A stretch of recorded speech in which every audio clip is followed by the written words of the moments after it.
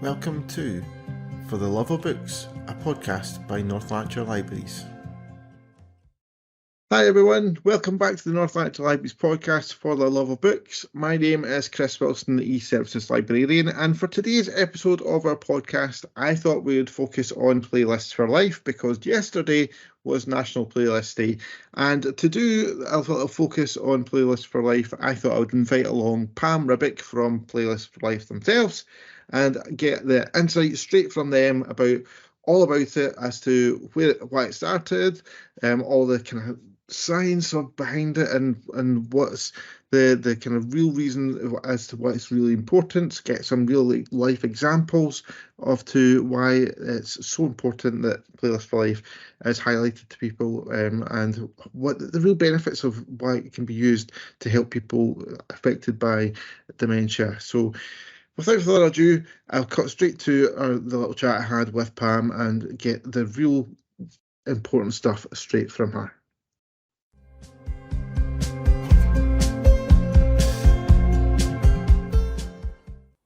Thank you, Pam, for coming and joining us today for our podcast and tell us a little bit more about Playlist for Life, since it is National Playlist Day yesterday. So, Pam, do you want to start us off by telling us a little bit more about what Playlist for Life is all about for any of the listeners who might not have came across the initiative before? Like, how would you best describe it to them? Okay, well, first, thanks very much for having me along, Chris. I appreciate it. It's nice to chat You're very welcome. and to be able to just share a bit of information about the charity. So Playlist for Life is a music and dementia charity, and we raise awareness of the special benefits of personal music, and the benefits especially for people who are living with dementia. And when we talk about personal music, it's really those songs that are especially meaningful to somebody. So they could be songs that somebody just feels very connected to, but also maybe songs that bring back a memory of a loved one or a special place or a special time in their life or a special moment. And the charity was set up 10 years ago by writer and broadcaster Sally Magnuson, whose mum, Mamie, was living with dementia. And Sally and her sisters were caring for Mamie at home. And they noticed that the one thing that really kept Mamie connected to herself, but also to her family, was music. And they would use music a lot as part of sort of day-to-day life in the house.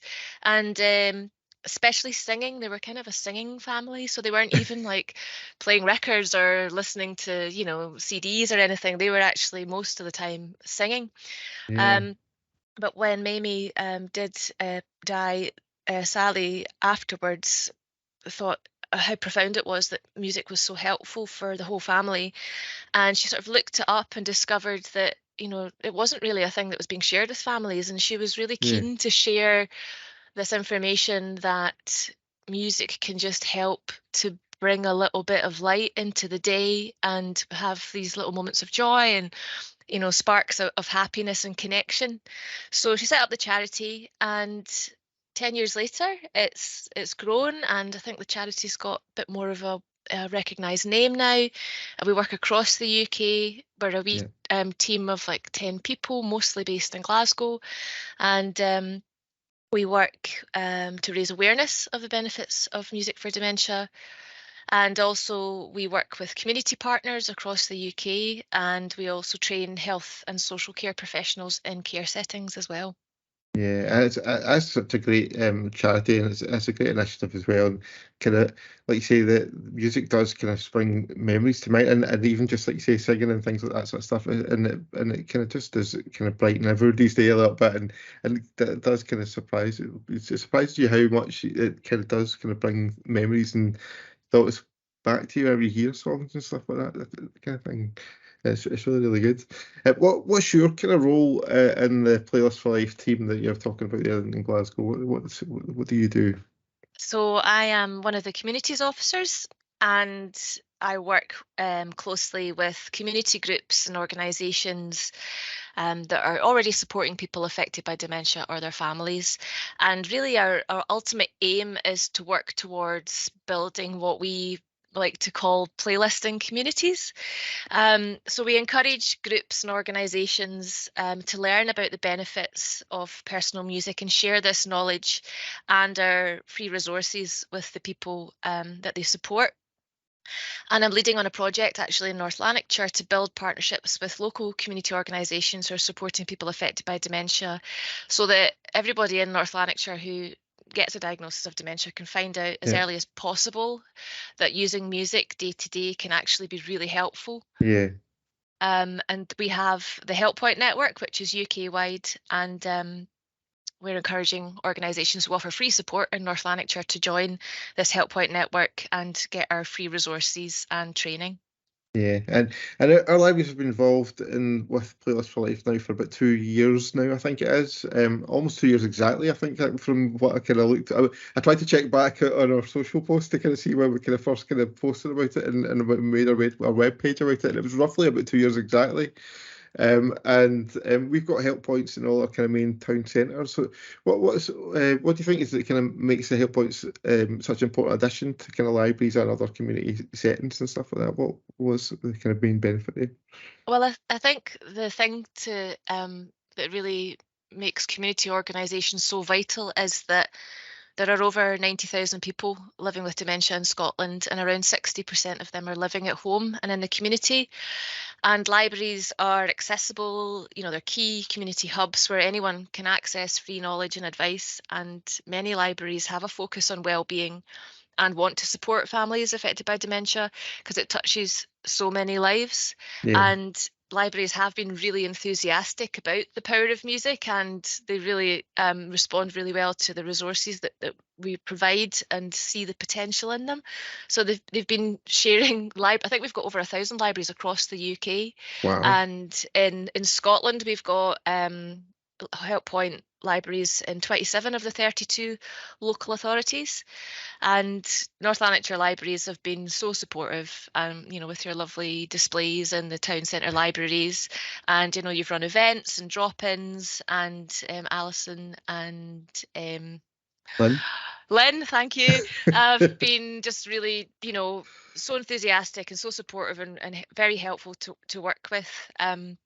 So yes, it's just a really lovely partnership, and we want to continue that. And the libraries, I think, are a key part in like building that community network of help points and people thinking about and using personal playlists. Yeah. Yeah, I mean, the libraries. Obviously, there's one usually kind of quite close by, no matter where you are, and so there's always a kind of a local place to go and find out about it if they are involved with the charity. And in our spaces, obviously, we've got kind of showcases all the leaflets and things like that about it. It provides an area in our libraries where, if we are holding an event, we can kind of focus the kind of staff there and kind of allow them to kind of chat to people about it and things like that, and free up a specific space to kind of let people learn a little bit more about Playlists for Life and things like that when we do hold an event around about it.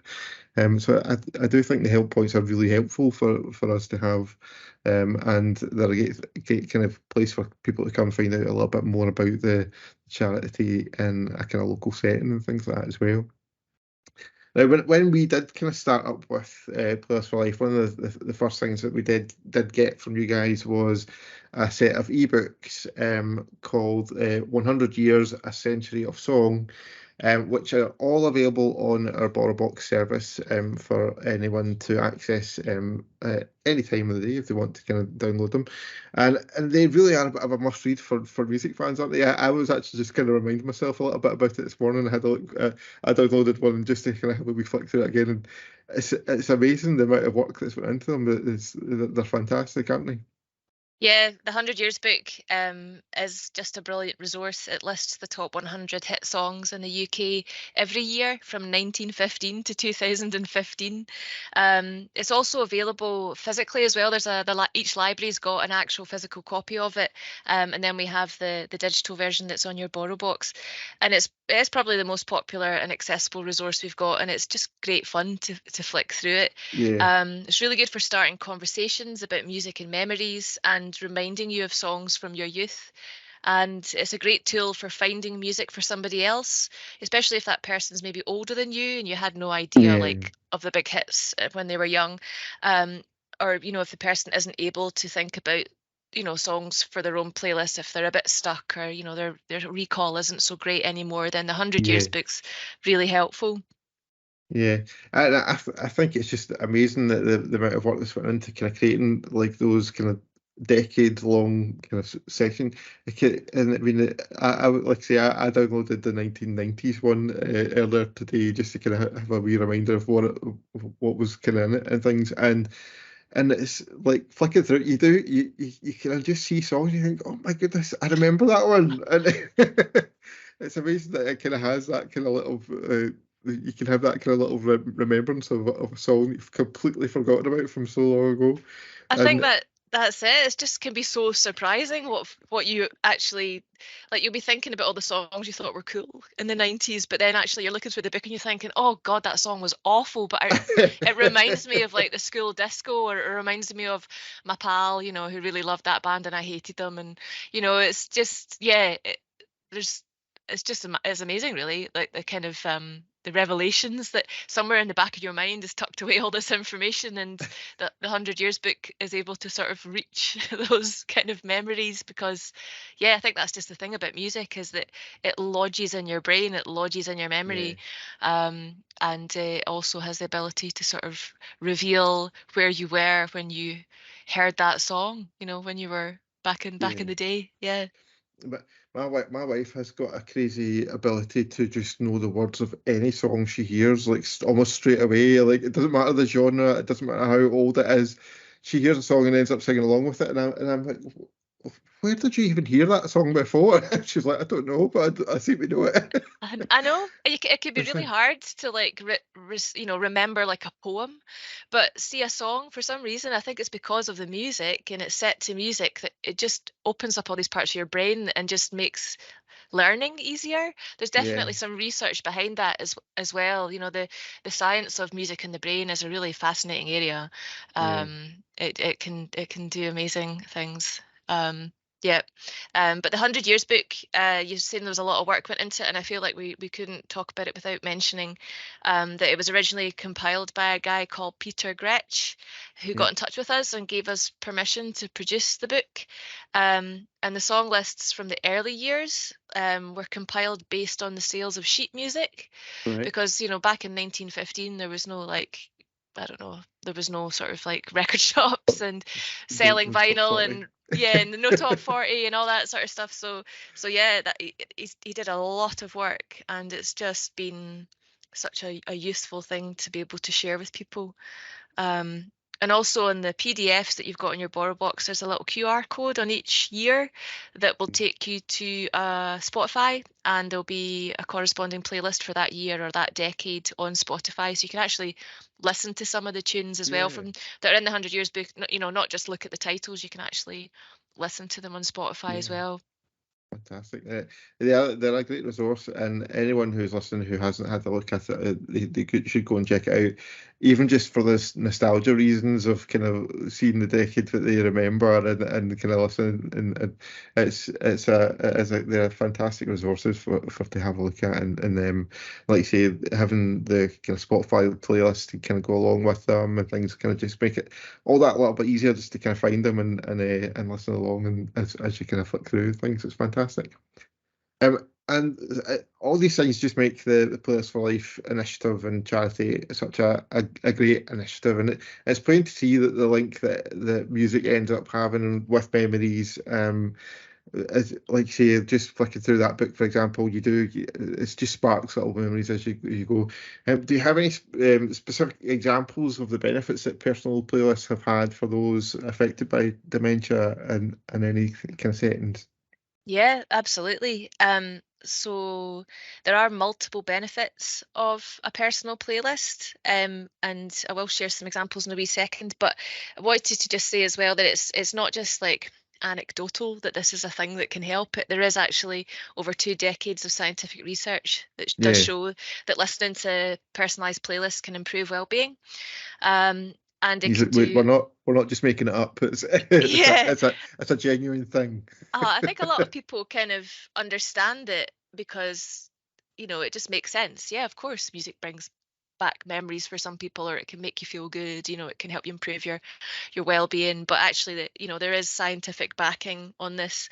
And personal playlists can help to reduce anxiety in people living with dementia. It can help to improve mood. It can help make difficult tasks more manageable. It can also help, as we've spoken about, to evoke memories, and this can help people, stay connected to their selves, but also to their families and their carers. And in some cases, personal music can even reduce the need for medication, which is a really big message that we want to share with people.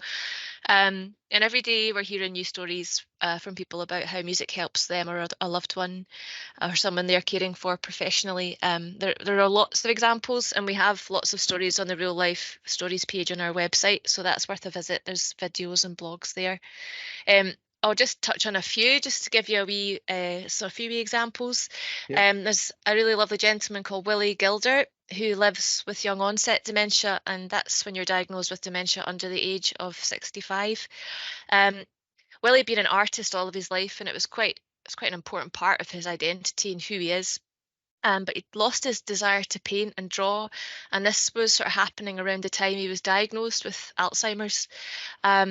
He heard that music could help people with Alzheimer's, so he spent about 2 weeks listening to the music from his youth, and he said that music helped to rewire him and helped him to connect again with his passion for drawing.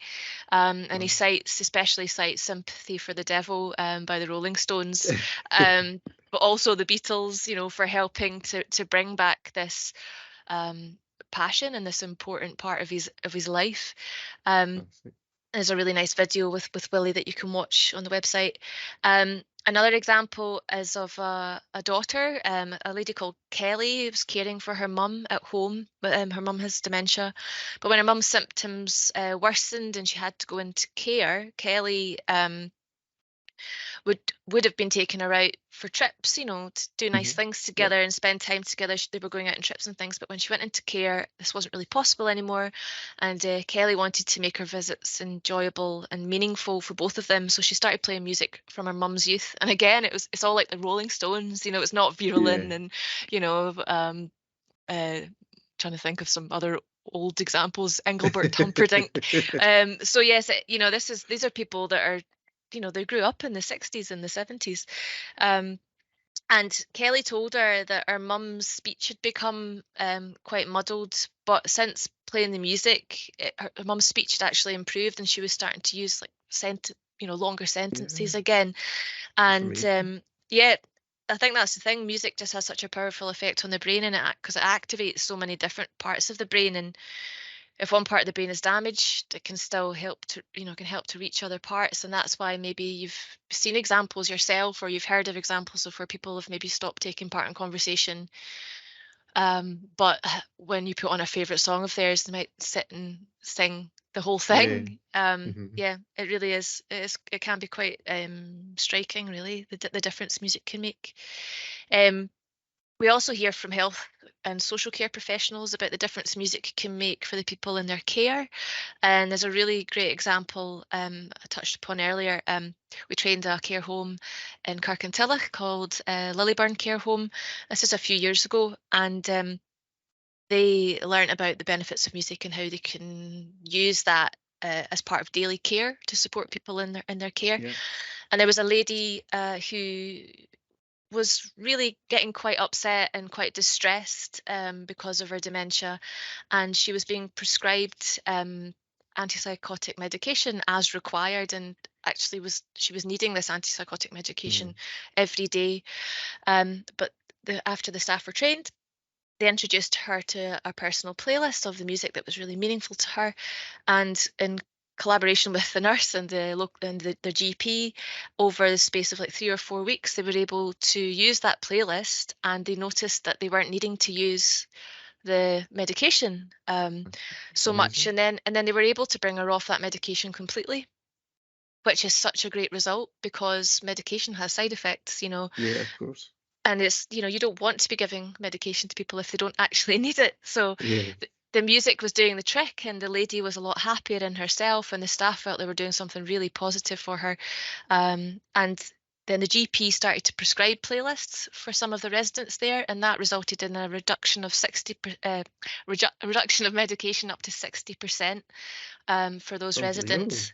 Yeah, it is amazing, and yeah, that's the sort of thing we want to see happening a lot more often, really. Um, but it's not only just the person living with dementia who can benefit. And I don't know if Of you'll have course, yeah. ever seen the video of the first couple we worked with, Harry and Margaret. Not You might sure. have seen it. If you haven't, I definitely recommend you watch it. I've probably seen it about 45 times.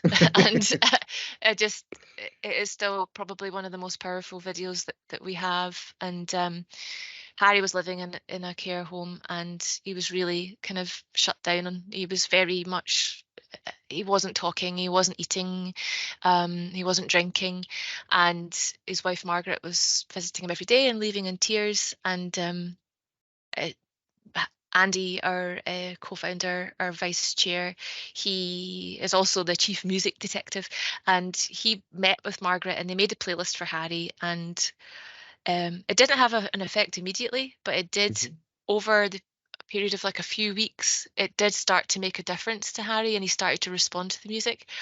And the film that we made was like 6 months after they started using his playlist, and the difference is just really striking. And Margaret did tell us that, Harry's playlist helped her to fall in love with him again. And we're still in touch with Margaret now, although Harry died about 8 years ago. And yet Margaret still is so happy that video is making such a difference Yeah. by sharing the knowledge that music can help, and the difference it made for her and her husband. It's a really moving watch, so I do recommend you go and watch it. I'll definitely look that up, I think. Have we got time for one more? Yeah, definitely. Another example. So I mentioned before about our Help Point network, and that's where we kind of team up with local groups and organisations supporting people. And our first Help Point was actually in Carluke, not far away from you, at St Andrew's Church. And there's a couple started going to the dementia hub there called Carol and Malcolm, and the Reverend Helen Jameson, she told them about Playlist for Life, and they ran a project at the church where they teamed up people from the dementia hub with secondary school students who helped some of the people visiting the hub find songs for their playlists and make a playlist. And they also were able to get the songs onto iPods for the people living with dementia. So Carol worked with this young guy, and they made the playlist, and Carol just loved the whole process so much. Music's just really a big part of her life, and she at first had like 500 songs or something. They were all her favorite songs, and then she was like, oh, I get it, it's about the stories attached to the song. So she started to write them all down, the stories in the songs, and she's created this beautiful like binder of memories. Like, so it'll be like the song lyrics, and then what the song reminds her of, and people in her family that used to sing at New Year, and a wedding song with her husband Malcolm. And she's putting pictures in and made it like this big ongoing project.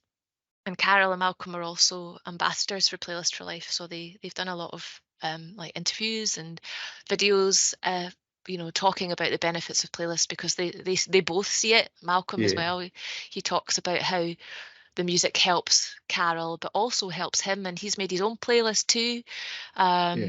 So yeah, that was a lovely example of reaching people living at home with dementia through community partnerships. In this case it was the church who's running this wonderful dementia hub as well. They do a great job.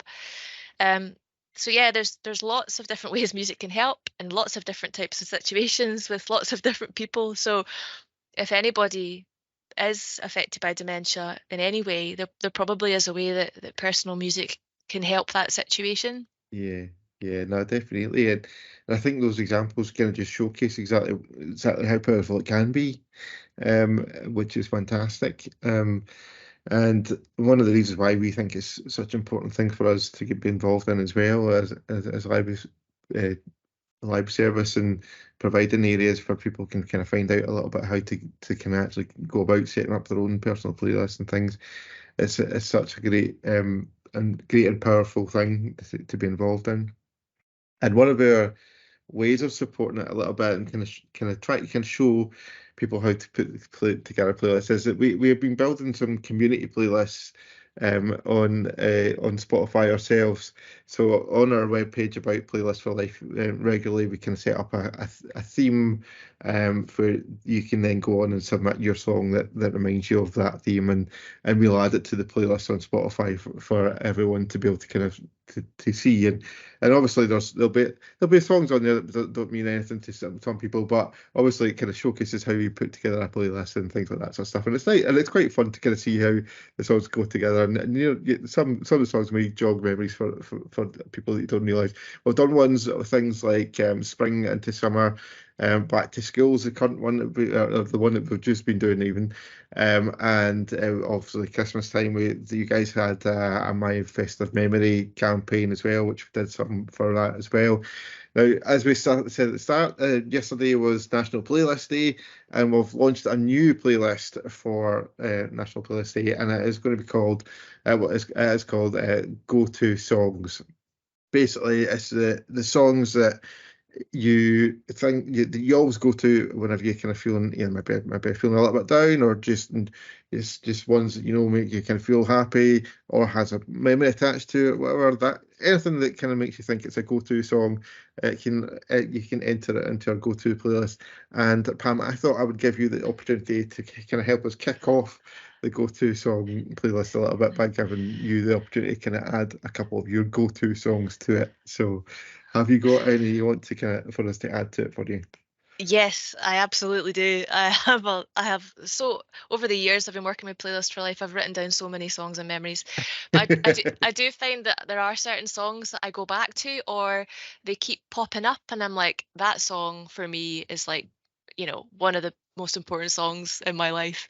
And I was thinking about your question when you asked me. You know, you sent me some questions yesterday, and this was in it. And I suppose a song that just makes me feel better, but also reminds me of my youth is a classic. It's Vogue by Madonna.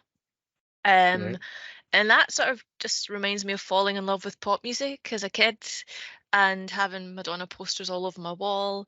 It's a great tune, but it also takes me right back to being young and just being a bit of a dreamer and, you know, just being a music fan. And that's what I used to think about all day was Madonna.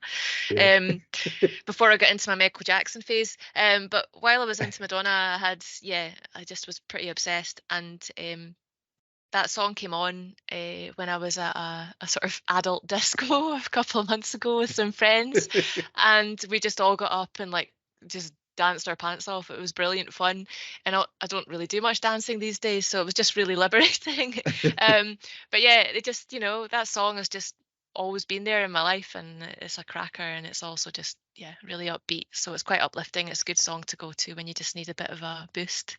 Yeah. Another one would be Once in a Lifetime by Talking Heads. And that's another song just once, you know, gets me up dancing and it really lifts my mood, but it also has a memory. It reminds me of driving around in my friend's car down country roads when we were young.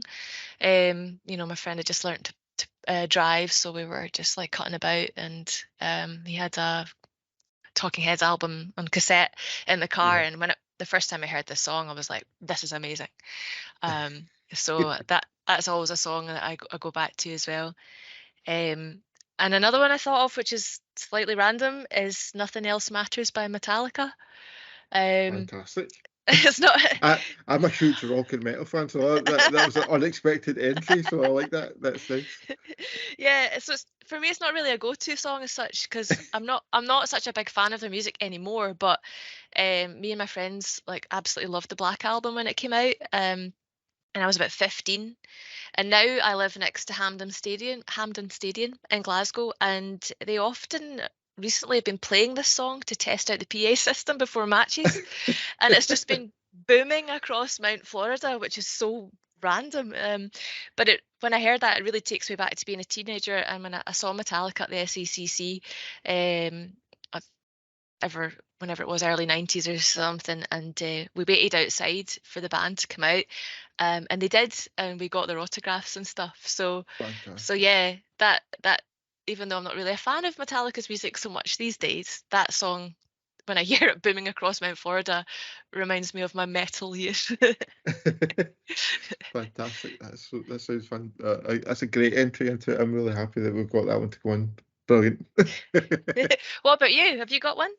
I was trying to think about this, and I'm like I say, I'm a big rock and metal fan, and I particularly like Scottish rock music, and so I was trying to kind of think of the ones that I always go to, and one is a bit of an ironic one. I think it's called "Crash Land" by Twin Atlantic, and I kind of the reason why I think it's a bit ironic is because I have a terrible fear of flying, and and so the song "Crash Land" is it just some of the kind of the sort of words and all that and things it just makes it kind of ironic that I quite like the song, I think, but. That is one. Another one is kind of a fairly recent song actually. Is one of the Biffy Clyro ones, "Space," which I remember during lockdown. It was kind of one that was kind of a lot of folk were kind of saying it was almost like a bit of a lockdown anthem because of the kind of the sort of words in it about kind of sort of being together and stuff, and so that one, I'm a massive Biffy Clyro fan. I could literally talk about how fantastic they are for like forever. Um, and the other ones I thought of, again, kind of like a little bit thinking back to the kind of youth of going to parties and stuff like that, and the house parties and stuff. And one of the ones that our friends all loved was Mogwai Fear Satan by Mogwai, which is an absolute epic song. It's like 16 minutes long, and it just builds and builds and builds and stuff as the song goes on, and it's just amazing. And so that kind of like takes me back a little bit whenever I hear that, to kind of thinking about all those kind of like sort of good memories of being kind of with friends from high school and things like that sort of stuff. I did grow up kind of in the sort of late 80s, the late 90s, sorry, early 2000s. And so I'm a bit of a new metal fan as well, but I think I'll kind of try and leave new metal songs off it. Just I'm not sure Limp Bizkit and things like that has got will feature too popularly on this playlist. Well, you never know, because it is a community playlist, so I didn't expect Metallica to get put in there, so we could end up with kind of a whole variety of different kind of songs on there. So I think I'll go with the Twin Atlantic one, the Biffy Clyro one, and the Mogwai one as my entries onto it for this one. I think so. That'll be my 3 go-to entries, I think. Excellent. Well, I think what we've just done there is like playlist for life in action, because we each shared some songs, but we also revealed a little bit about our kind of our lives, and what we're passionate about, and where we're from. And if we had longer, I'd probably be asking, so you're scared of flying, like when was the last time you were on a plane? Or and also the Biffy Clyro song, which reminds you of lockdown. In 10-20 years time, you'll probably hear that song and you'll be like, oh my god, that reminds me of lockdown. What a weird thing that, what COVID and everything, that was such a strange time. And and the Mogwai one, that tune is a belter. That reminding you of your pals as well, and those memories are really priceless. They are, they kind of help you connect to yourself and who you are, and your life story. And this is the kind of thing we're encouraging people to talk about, like how music can be a conversation starter. But there is also that added element of how the amazing connection between music and memories, and how wonderful that can be to think about, talk about, but also to write down those songs and memories in somewhere in case you want to use them later on. Yep.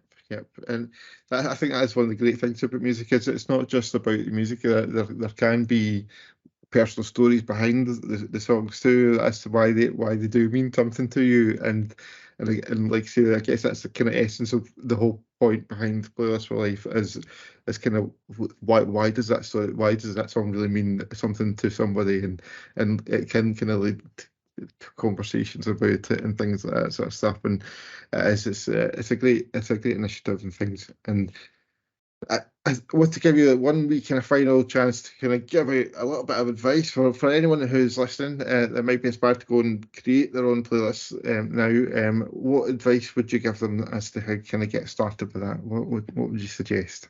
Okay, so making a playlist can be as simple as writing down your favorite songs and memories in one place. And it's something that we encourage everybody to do, whether you have a dementia diagnosis or not. It's actually can be quite an enjoyable process. It can actually be quite emotional as well. We have advice on our website about, creating a playlist, and there is a wee bit of advice on there too about red flag songs, because some songs might bring back, quite powerful emotions. So the Get Started section on our website can kind of give you some tips and ideas to help you get started to start, thinking about those songs and writing them down. And if you're supporting someone else to make their playlist, involve them as much as possible. Also talk to their family members and their friends who might be able to tell you about the songs they know are important to the person that you're supporting, and also the stories of why those songs are important to your person. You can pick up copies of the free printed resources in your town centre libraries. And on the Playlist for Life website, we've got lots of great resources there too. You can print things off, or you can use the Spotify playlist library for inspiration. There's also a Spotify playlist maker where you can enter your year of birth and it'll suggest songs from your memory bump. There's also how-to videos, like how to download songs from, an online music store like Amazon Digital Music, and then how you can get those songs onto an MP3 player. Or there's videos, how to stream music on YouTube Music or Spotify. There's everybody has a different way to listen to their music. And the sort of solution is almost different for everybody, depending on the kind of what the resources they've got at home and how good they are or not with technology. But there is always a way, there is always a solution. It's just about finding the right one for that person. We also have advice on the website about how to use personal playlists as part of day-to-day life if you live with dementia or care for somebody with dementia, because it can help to manage some of the symptoms. Or like anxiety or distress or low mood, or motivation. So there is advice about that too. And if there are any organisations, community organisations listening to this in North Lanarkshire who are supporting people with dementia and interested in Playlist for Life, then they can get in touch with us and we can tell them more about the Help Point network, which is free. If you're an organisation offering free support, then you can join the free Help Point network and we can give you resources and e-learning. So yeah, there's all the advice is here, so just come and ask us. And of course, if you are in one of our libraries, you can also speak to any of our staff as well, and kind of our digital team will be kind of on hand. I'll be able to kind of set up kind of some sort of either one-on-one session to kind of look at it, or if there's enough in one area, we can kind of look at maybe kind of set up on a sort of event to kind of do it, that kind of thing. So there's definitely always a way in our libraries as well to kind of find out a little bit more about it. One of the things that I love about putting together playlists that I wanted to mention as well, and this is I don't know if this might be just a little bit of a personal thing, but it's also, there's a little bit of a creativity part of it as well, in terms of the kind of artwork that you can put onto like things like Spotify and things like that as well, which I kind of quite enjoy doing too. So it goes beyond the music a little bit into kind of creative and arty kind of part to it, to kind of create some artwork for your playlist on those kind of platforms too, which I think is really, really good.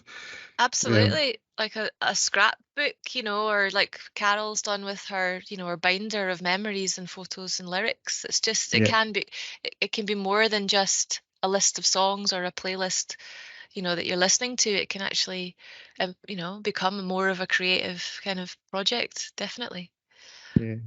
Fantastic. Pam, thank you very much for coming along and telling us all about Playlist for Life. It's been a really fascinating wee chat with you, and kind of hearing some of the kind of real personal stories of some of the examples that you guys have came across, which is great. And I'm also really pleased you managed to chuck in a Metallica song into my playlist, which is fantastic. And like we say, the 100 years, a century of songbook is definitely a great place to kind of look in if you want to kind of get started on making your own personal playlist. It's a fantastic project, and it's been great kind of hearing more about it from you directly. And thank you for coming on. Yeah, thanks, Chris. It was really, really nice talking to you. Cheers.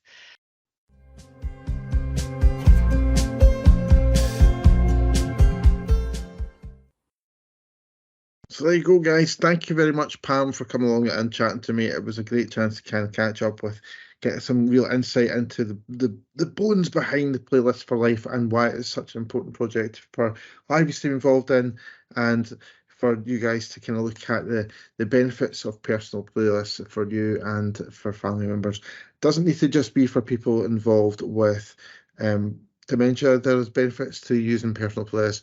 For everybody, it kind of helps spark memories, as we were just talking about with Pam, and it's such a great initiative to get involved in. And it's a bit creative, and it's just fun to be involved in. Who doesn't love music? Let's face it. It's a great thing to get involved in and do. And you guys can get involved in our community playlist on our website. We have launched a new one for National Playlist Day yesterday, and it is the go-to songs playlist. And so feel free to go on our website, visit it at www.culturenl.co.uk/playlist for life, and you will find a submission box there for you to submit your song for the new playlist. And there's also, that'll be embedded in there, you'll be able to see the playlist, see what other songs have been sent in by other people, including Pam's Metallica song, which will definitely feature on there. And you can also kind of get links to where you can find Spotify. The North Lanarkshire Library is on Spotify. You can follow us to kind of catch future playlists. And watch out for other ones coming in the future as well, because we have done quite a few so far, and I think we will continue to do more in the future as well. But thank you for listening, everyone. I hope you've enjoyed this episode and found it really quite insightful. And once again, thanks for Pam and everyone involved at Players for Life for getting involved with this podcast as well. And if you have enjoyed this, do leave us some feedback using hashtag FLB podcast, or by dropping us a wee email at librarypodcast@northland.gov.uk. But until the next Bees Books edition, that's all for us. Watch out for that coming soon. Bye, guys.